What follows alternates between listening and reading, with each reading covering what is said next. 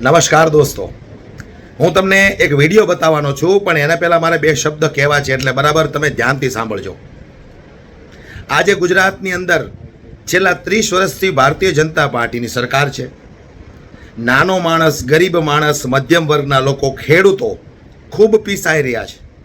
એમાં ઓછામાં પૂરું હમણાં 1.5 મહિના પહેલાં ગેસના બાટલાને લઈને જે સમસ્યાઓ, જે તકલીફો ઊભી થઈ છે, એને લઈને લોકો ખૂબ પીડાઈ રહ્યા છે. ત્યારે આજે હું તમને એક વ્યક્તિની મુલાકાત કરાવવાનો છું. વિડીયો બરાબર ધ્યાનથી જોજો, છેલ્લે સુધી સાંભળજો. ભારતીય જનતા પાર્ટીના કટ્ટર સમર્થક હતા મગનસિંહ વાઘેલા, જે ભારતીય જનતા પાર્ટીના કટ્ટર સમર્થક હતા, જેમણે સૌથી પહેલાં ભારતીય જનતા પાર્ટીને જ વોટ આપેલા હતા.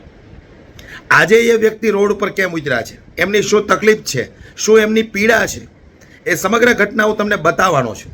પણ તમે પણ મંથન કરજો, વિચાર કરજો કે 30 વર્ષથી ભારતીય જનતા પાર્ટીની સરકાર છે. નો ડાઉટ આજે નાનો માણસ, ગરીબ માણસ, ખેડૂત ખૂબ પીસાઈ રહ્યો છે, ખૂબ તકલીફમાં છે. તો આવું કેમ બને છે? ખરેખર 30 વર્ષથી કોઈ પણ સત્તા પક્ષ એક જ રાજ્યની અંદર હોય તો સામાન્ય માણસ, ગરીબ માણસ, નાનો માણસ પીસાવો ન જોઈએ, આવું મારું માનવું છે. તમારું શું કહેવું છે મને કોમેન્ટ બોક્સમાં જરૂરથી જણાવજો.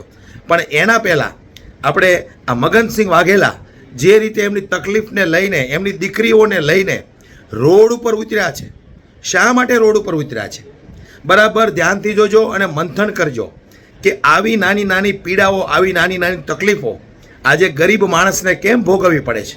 ખોબલે ખોબલે વોટ તો આપીએ છીએ આપણે કોઈ પણ પાર્ટીને, ખાસ કરીને જે સત્તા પક્ષમાં છે એને. તો આજે નાના માણસને આટલી તકલીફ કેમ પડે છે, આટલી પીડા કેમ ભોગવવી પડે છે? અને નેતાઓ તમે જુઓ, કરોડોપતિ નેતાઓ થઈ ગયા છે. આજે જ મેં એક જોયું હતું કે ભાઈ 292 હમણાં જે નવા ધારાસભ્યો બન્યા છે, એમાંથી 178 ધારાસભ્યો કરોડોપતિ છે. તો આજે નાનો માણસ ક્યારે ઊંચો આવશે? નાનો માણસ એમની તકલીફ, એમની સમસ્યામાંથી ક્યારે બહાર આવશે? આ બધો વિચાર દોસ્તો આપણે કરવો પડશે. એટલે સૌથી પહેલાં તો તમે આ મગનસિંહ વાઘેલાની જે તકલીફ છે ને એને ખાસ જુઓ.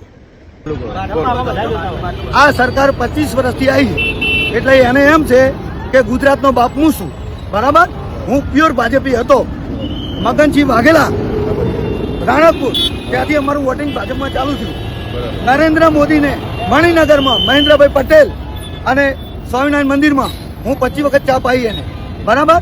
બીજું કે મેં એવું સમજો કે ભાજપ સરકાર ઇન્ટરનેશનલ હારી છે, એ કારણે હું વોટ આલતો હતો. પણ આજે હું, તમારો મુદ્દો શું કાકા? તમારો મુદ્દો શું આજે? મારો મુદ્દો આ પડ્યો, જોઈ લો, દેખાય છે આ પડ્યો, દેખાય છે આ મારો મુદ્દો કે 5 અમારી છોકરીઓ બતાવો, 5 છોકરીઓ મારી, 2 મજૂરી કરવા ચિંતા મારી, ભૂખી રહે, ભૂખી છે, મળે છે ગેસનો બાટલો.